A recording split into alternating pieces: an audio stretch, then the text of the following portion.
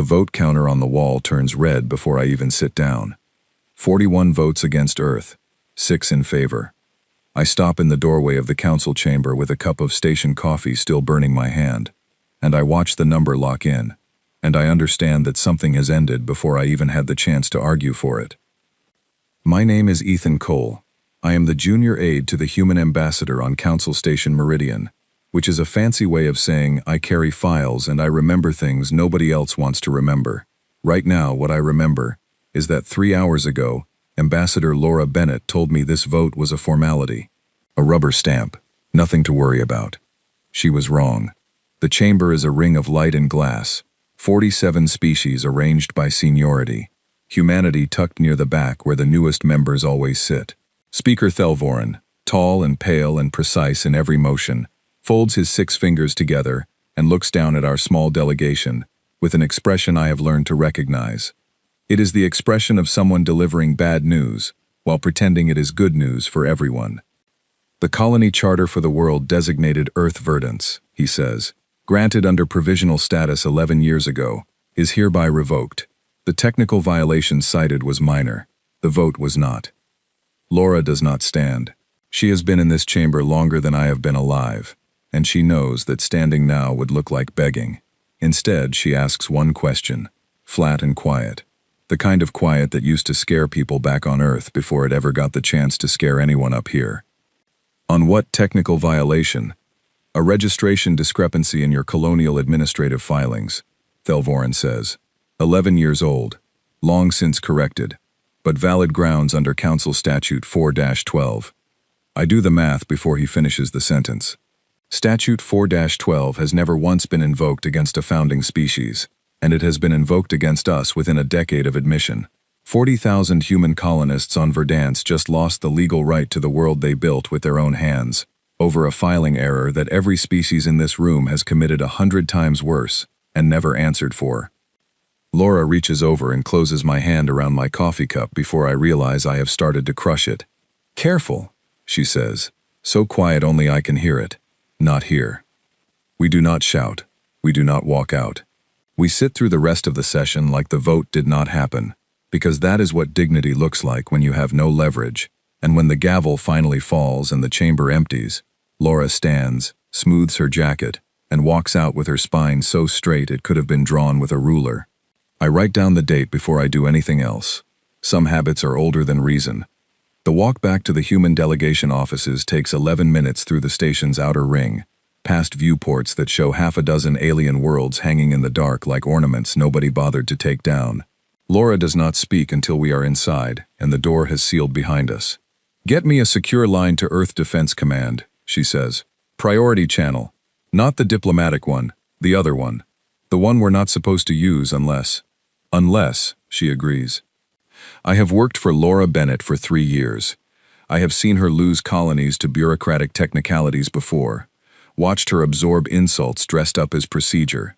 Watched her smile through meetings where delegates from species half our age treated humanity like a dog that had learned an impressive trick and was still, fundamentally, a dog.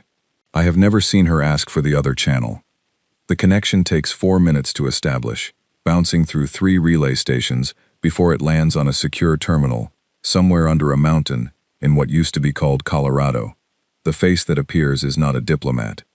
It is Colonel Grace Whitfield, Earth Defense Liaison, gray at the temples, eyes like a woman who has already heard the news and is waiting to hear how bad the delivery was. They took Verdance, Laura says. No greeting, no preamble. Whitfield's jaw tightens, just barely, the only visible reaction in an otherwise still face. On what grounds? A filing error, 11 years old. There is a silence on the line that stretches long enough for me to hear the station's ventilation hum behind it, some cold recycled air moving through ducts, 100 light-years from home. Whitfield looks past the camera at something or someone I cannot see, and when she looks back her voice has changed. It has gone flat and careful, the way people talk when they have already made a decision and are only now finding the words for it. Understood, she says. Ambassador, I need you to listen to me. And I need you not to repeat this to anyone in that building until you hear from the Prime Council directly. Can you do that? Grace, what is happening? I can't say more over this line, but I need you to trust me on one thing. Whitfield leans closer to the camera, and for a moment, I see something in her face that is not anger and is not fear, something older and colder than either. Whatever they do next up there, do not fight them for it. Do not beg. Do not negotiate. Just watch. The line goes dark before Laura can ask what that means. I do not sleep that night. I sit in the small human quarters section of the station, in a chair too narrow for the shoulders of half the species who designed this place, and I stare at a star chart on my terminal until the constellations blur into something meaningless. Somewhere on the other side of that chart, 40,000 people are packing up a world they were promised, and somewhere else, my own government is having a conversation it apparently does not trust me to hear. By morning, the station feels different, though nothing about it has physically changed. I notice it in the corridors first. A Farron trade envoy named Issa, who has shared coffee with me most mornings for 2 years, nods at me from across the concourse instead of stopping to talk. A group of Kates engineers, allies since the Second Contact Accords, cluster near the maintenance bay and go quiet when I pass. Nobody says a word against us. Nobody has to. I can feel 47 species doing the same silent arithmetic I did in the chamber yesterday, recalculating what humanity's word is worth now that the Council has shown, in public, exactly how little it costs to break it.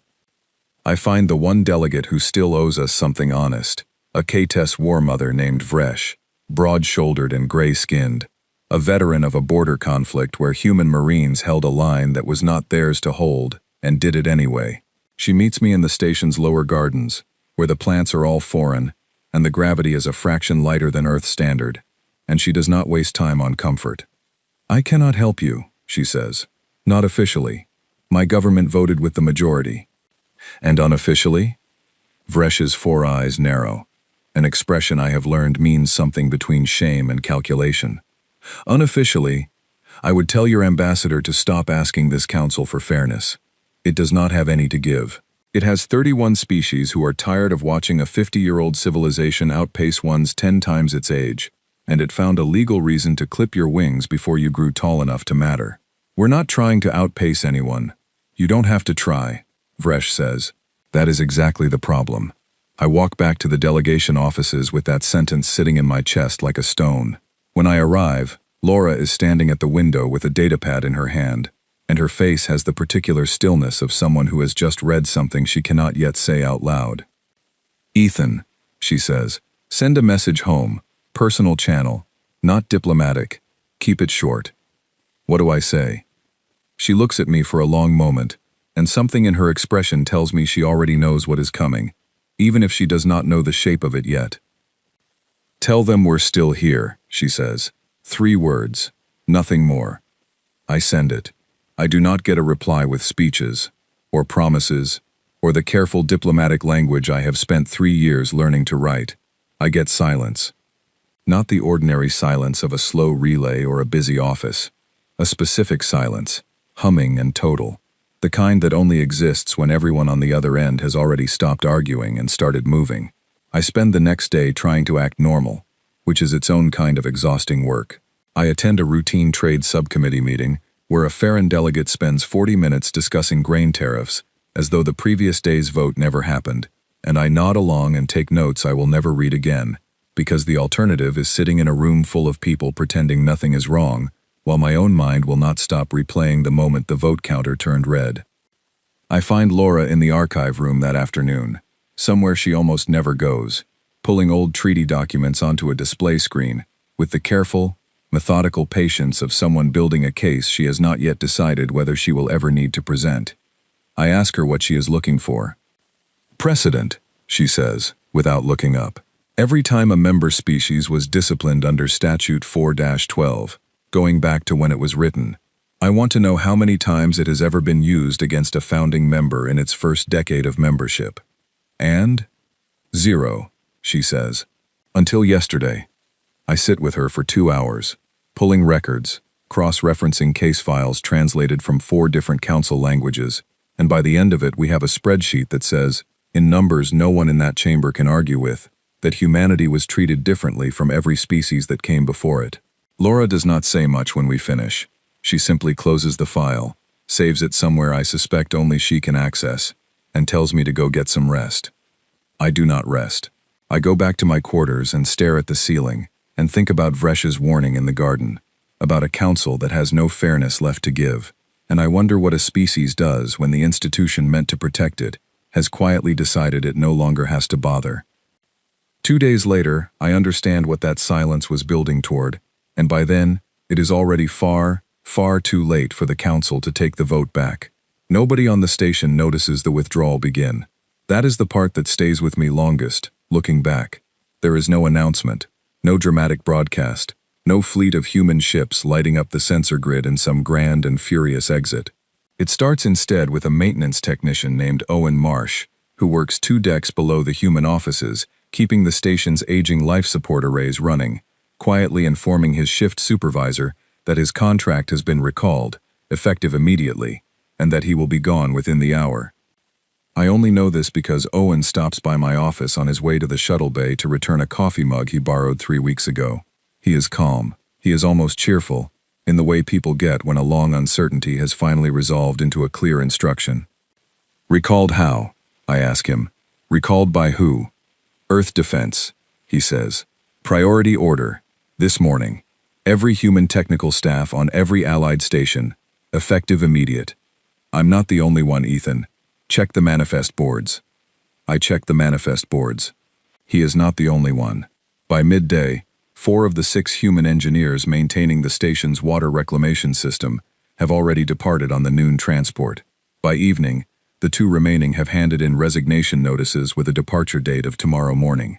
I walk the lower engineering decks and count the empty stations, the tool lockers standing open and half emptied, the shift boards with human names crossed off in neat, unhurried handwriting, and I understand that this is not chaos. This is an operation. Somewhere, someone planned this to the hour. Laura calls an emergency meeting of the full delegation staff that night. 12 of us crowded into a briefing room built for 6. She does not sit at the head of the table. She stands, because standing is easier when you are about to say something you have not fully accepted yourself. As of 0600 station time tomorrow, she says, every human civilian contractor, technician, medical officer, and support staff currently serving aboard Allied installations has been recalled to Earth or Earth-controlled space. This includes personnel at Meridian Station, the Vareth Drift Relay Network, the Osun Medical Exchange Program, and 11 other posts across Council territory. Someone near the back, a junior trade attaché named Inez Calloway, asks the question all of us are thinking. Is this a declaration of war? No, Laura says. It's worse. Nobody argues with that. I think all of us, in that room, are already starting to see the shape of it, the way you see the shape of a held breath, a half-second before someone lets it out. I do not fully understand what humanity has been quietly holding together until I watch it come apart in real time. It starts with the medbay on Meridian's 3rd ring, where a rotating team of human doctors has spent 6 years running a treatment program for a wasting illness that strikes Osun children in their first year of life, a program built on a genetic therapy no other species in the Council ever managed to develop. I stand in the observation gallery on the morning the last human doctor departs and watch an Osun administrator argue, quietly, and then less quietly, with an empty room, because there is no one left to argue with. The machines are still there. The knowledge to run them correctly is not. It continues in the debris field along the Vareth Drift, a hazardous shipping lane that human engineers mapped and flagged over 4 years of unpaid, unglamorous survey work no other species had the patience or the sensor technology to finish. I hear about the first incident secondhand, from Vresh, 3 days after the withdrawal begins. A Kates supply convoy, following outdated charts because the human survey team that used to update them weekly is gone, loses 2 ships to a rock field that should have been marked and was not. Nobody frames it as our fault. That is the strange, cold horror of it. We did not attack anyone. We did not sabotage anything. We simply stopped being generous, and the galaxy discovers, all at once, and in 100 small ways, how much of its daily functioning had been quietly propped up by a species it voted to humiliate for a filing error. I watch it happen from the inside of the one institution designed to notice everything and understand nothing. The Council convenes an emergency session 4 days after the withdrawal begins, and for the first time in 3 years, humanity's seats in the chamber are not the ones being lectured. Thelvorin opens the session with something close to bewilderment in his careful, precise voice.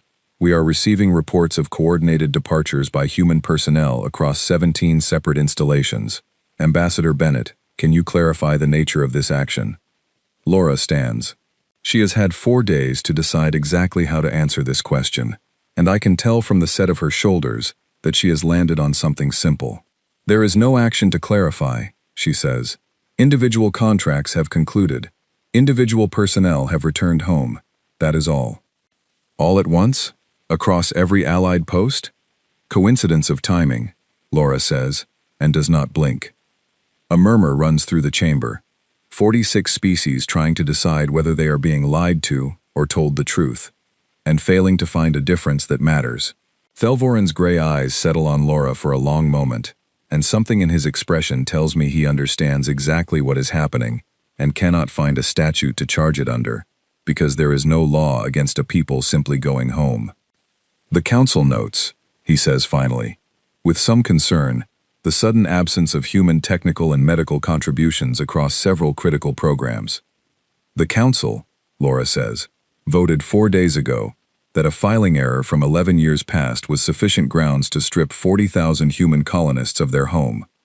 I would ask the Council not to be surprised that a people treated as disposable in one context might, in another, simply decline to be indispensable. Nobody claps. Nobody in that chamber would dare show something as undignified as approval or alarm in open session. But I watch 3 delegates from smaller member species glance toward each other, and I understand that Laura's sentence has just traveled further and faster than any speech she has ever given in 3 years of careful diplomacy. The session ends without resolution, because there is nothing to resolve. No law was broken. No threat was made. And yet I walk back to the delegation offices past a knot of anxious engineers from 4 different species, arguing in low voices about who is going to reroute the Vareth Drift shipping lanes now, and I understand, for the first time, that my ambassador has just done something no fleet of warships could have accomplished in a single afternoon. She has made the galaxy afraid of an empty room. That night I do not sleep again, but this time it is not dread keeping me awake. It is something closer to disbelief, watching a plan unfold that I was never told about, realizing that the silence I sent home 4 days ago was not confusion, it was permission. Earth had already decided what it was going to do. It was only waiting to see if we would ask them not to. We did not ask. And now, 6 decks below me, the last human maintenance crew on Meridian Station packs the final crate of tools onto a departing shuttle, and somewhere far behind them, an entire species that the Council spent 3 years calling too young to matter begins, very quietly, to matter more than it ever has before. The weeks that follow move slower than the days that preceded them, which surprises me, because I expected the opposite. I expected collapse to feel like falling. Instead, it feels like watching a tide go out, patient and total, exposing things that were always underwater and always ignored, because nobody had reason to look. Meridian Station empties of human presence almost completely. Laura keeps a skeleton diplomatic staff, 6 of us including myself, because a treaty obligation requires a seated delegate in the chamber, and Laura will not give the Council the satisfaction of an empty chair. Everyone else is gone. The corridors that used to carry the accents of a dozen Earth regions now carry only the clipped, formal Council standard speech of species who never learned to be comfortable around us, and now, without us here, do not have to try. I spend my mornings reading reports that arrive through the diplomatic channel, each one a small window into a much larger unraveling. A colony in the Asun Protectorate, dependent for 2 years on human-supplied water purification technology, begins strict rationing when the last human technician departs and the local engineers discover that the purification arrays were never fully documented in any language but English. A fleet exercise along the Kates border is delayed for 3 weeks because the joint tactical simulations, run for a decade on human-designed software, cannot be operated by anyone who understands the underlying code. None of these are attacks. None of these are sabotage. They are simply the shape of absence, spreading outward from 100 small places where humanity had quietly made itself necessary and never once been thanked for it. I ask Laura, one evening in the emptied delegation offices, whether this was the plan all along. whether Earth Defense had been preparing this withdrawal for longer than 4 days. She considers the question with the same careful stillness she brings to everything. I don't think it was a plan, she says. I think it was a threshold. We've been generous with this council for 50 years, Ethan. Filing extensions, technology sharing, medical exchange. All of it offered freely. Most of it never once reciprocated. I think somewhere in Earth Defense there has been a line drawn for a long time, and Verdance finally crossed it. And now what happens? Now, Laura says, we find out whether the council can survive without something it never bothered to value. I think about Vresh's words in the garden, weeks ago now. You don't have to try. That is exactly the problem. I think the council spent 50 years measuring humanity by how fast we were catching up, and never once measured what we were quietly holding up while we did it. The first delegation arrives on Meridian, 11 days into the withdrawal, and it is not a council delegation. It is a Kates trade envoy, unofficial, arriving without the usual pageantry of a diplomatic visit, requesting a private meeting with Ambassador Bennett within an hour of docking. Vresh is among them, and when she steps into our office, her 4 eyes find mine first, before Laura's, and there is something in her expression that looks almost like an apology. We are not here on behalf of the council, the lead envoy says, a narrow, formal Kates elder named Dresk. We are here on behalf of the Kates Assembly, which has authorized me to request the resumption of human technical support for the Varith Drift Survey Program, under whatever terms your government requires. Whatever terms, Laura repeats. Whatever terms, Dresk says again, and I watch the words cost him something. We have lost 4 ships and 9 crew in 3 weeks to hazards your survey teams would have flagged within a day. The Assembly does not care what the Council votes. The Assembly cares that our people are dying because a resource we relied on was withdrawn over a dispute that was never ours. Laura is quiet for a long moment. I know her well enough to recognize what that silence means. She is not deciding what to say. She is deciding how much of the truth to give. I will pass your request to Earth Defense Command, she says finally. But I want to be honest with you, Elder Dresk. In a way the Council has never once been honest with us. This is not a negotiation Earth intends to lose. If technical support resumes, it resumes on terms that reflect what that support is actually worth.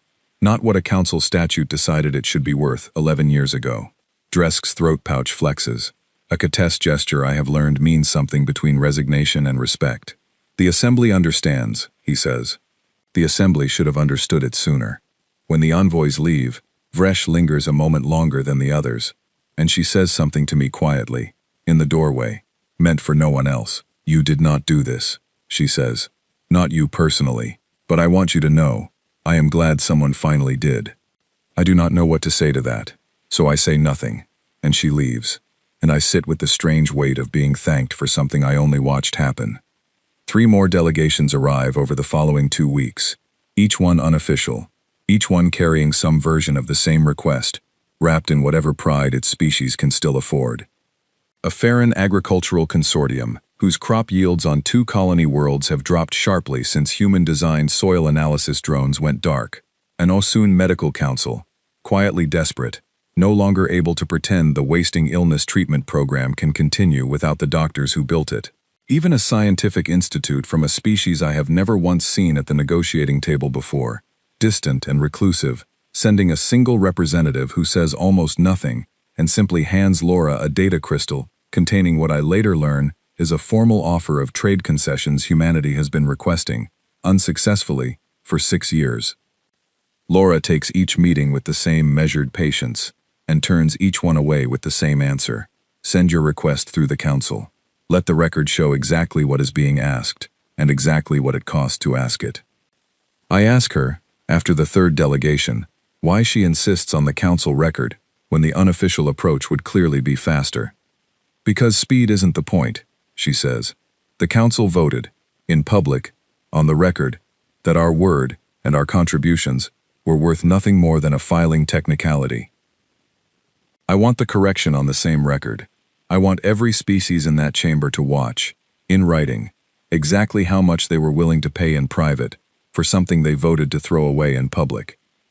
I understand, watching her say it, that Laura Bennett is not simply managing a diplomatic crisis.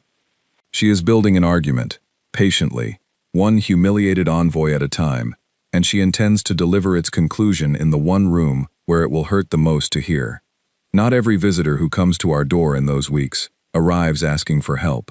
On the 18th day, a Farron delegate named Corin Vass, one of the 6 who voted in humanity's favor at the original session, requests a private audience that has nothing to do with technical cooperation at all. He is younger than most council delegates, sharp-eyed, and when he sits across from Laura in our cramped office, he does not bother with the usual formalities. "I want to understand something," he says. "You could have fought the vote, filed an appeal, called for review, brought the case to the full assembly. Instead, you sent your people home and said nothing. Why?" Laura considers the question longer than she considers most. "Because an appeal asks the council to agree it was wrong," she says. "That was never going to happen through argument.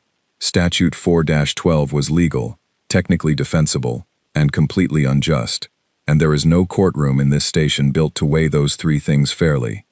So we stopped asking the council to be fair, and we let it discover, on its own schedule, exactly what unfairness costs."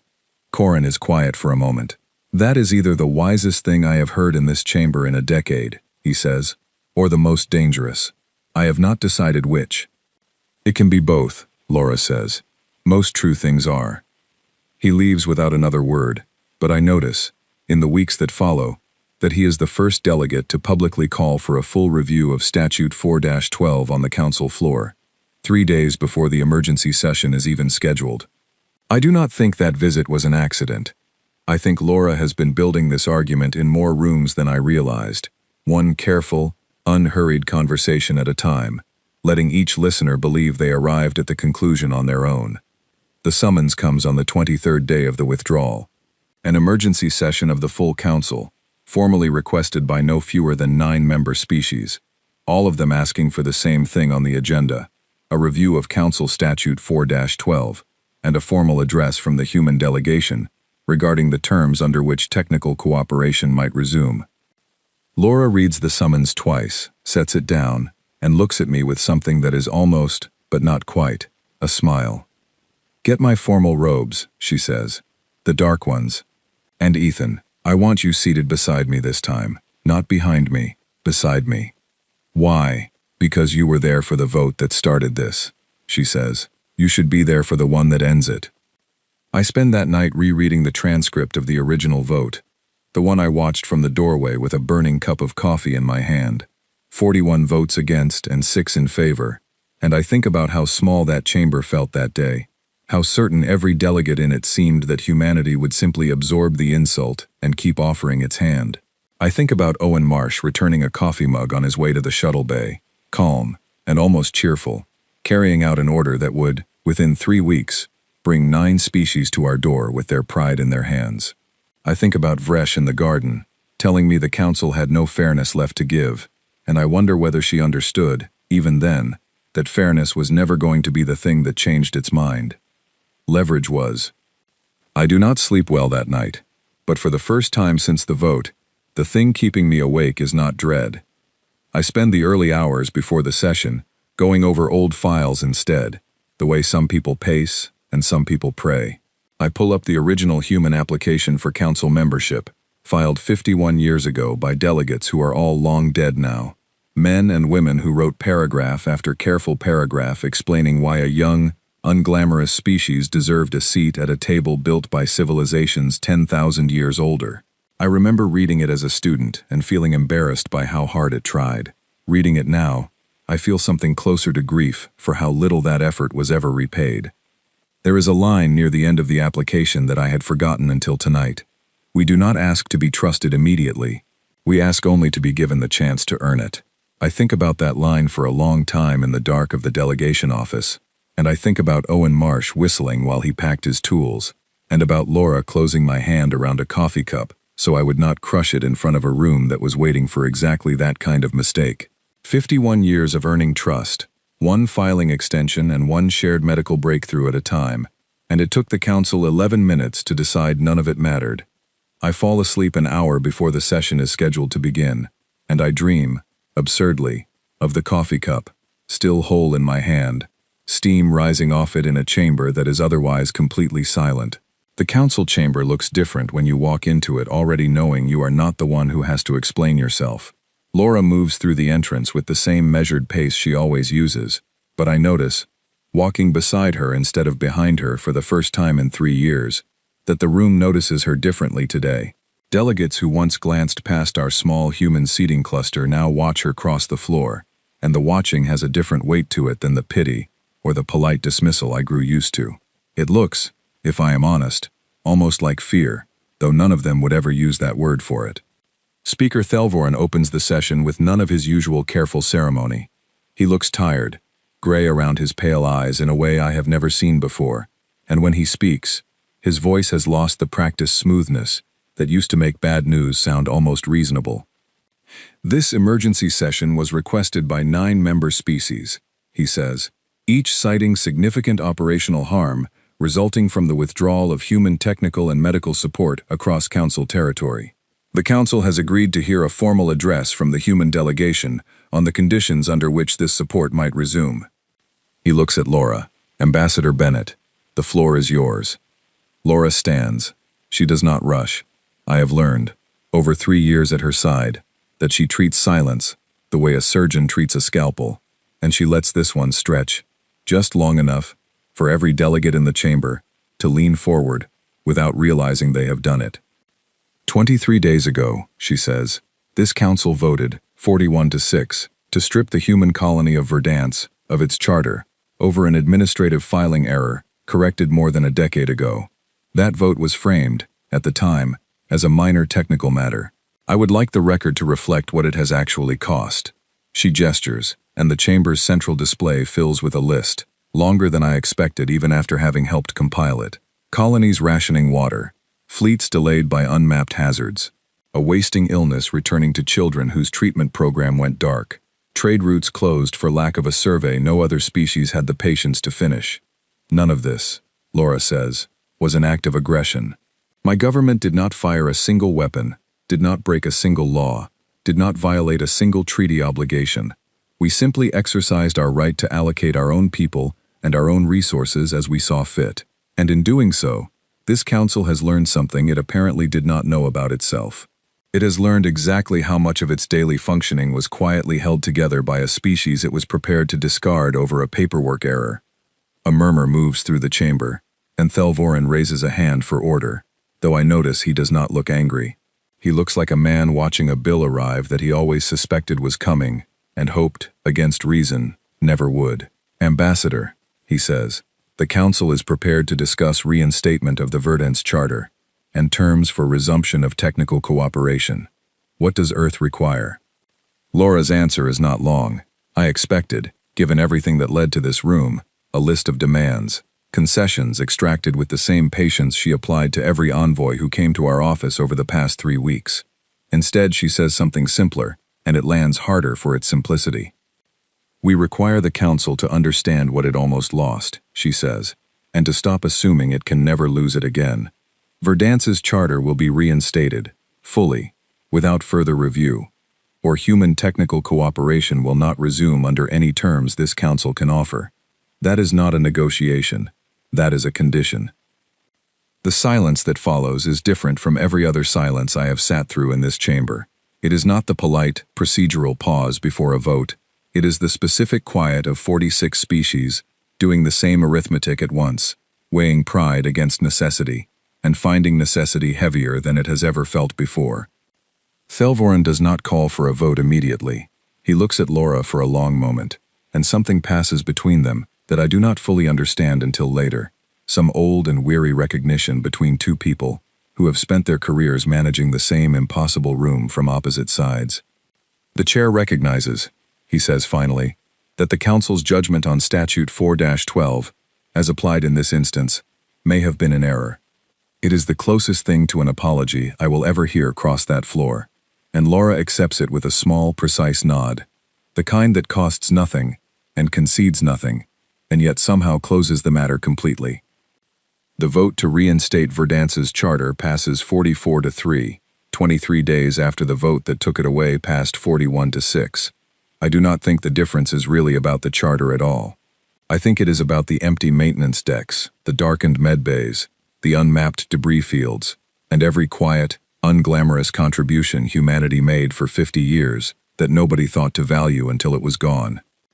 After the session, delegates I have never spoken to approach our small human cluster with a kind of careful, formal warmth, offering congratulations that sound more like relief than celebration. Vresh finds me near the chamber doors, her 4 eyes bright with something that might be pride. "I told you the council had no fairness left to give," she says. "I did not expect it to find some, this quickly, once it understood the alternative." "It wasn't fairness," I say.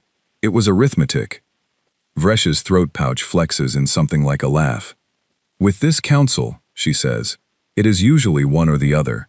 I am glad, this time, it was the one that worked. I walk back through the station that evening past corridors, slowly filling again with familiar accents, human engineers, and doctors and technicians beginning to return under new agreements. Ones negotiated this time with the full weight of what their absence had cost written into every clause. Owen Marsh is among the first back, unpacking his tools in the same maintenance bay he left 3 weeks ago, whistling something old and tuneless while he works, as though nothing at all unusual has happened.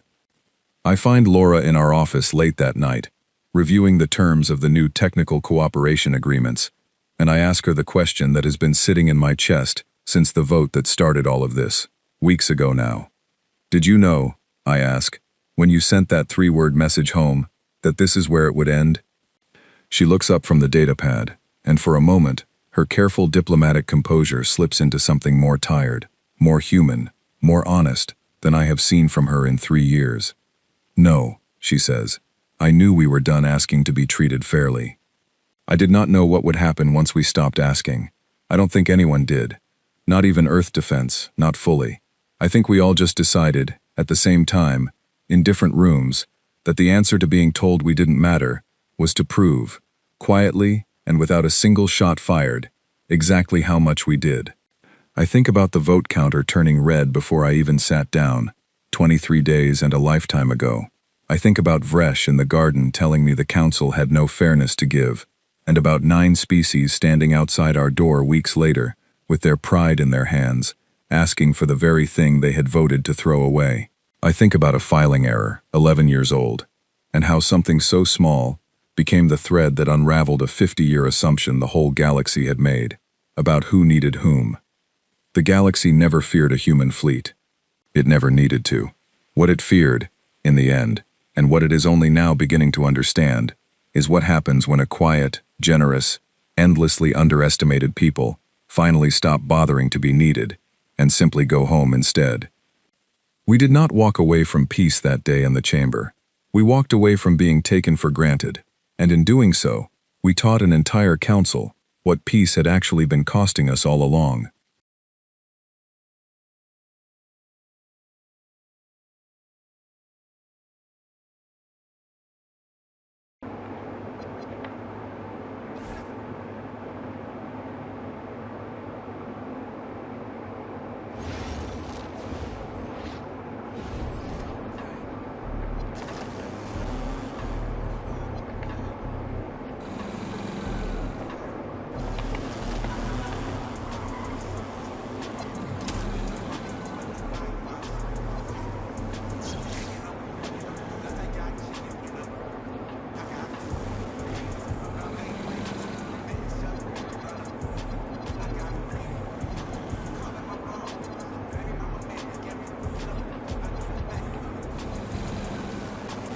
I'm finna play rec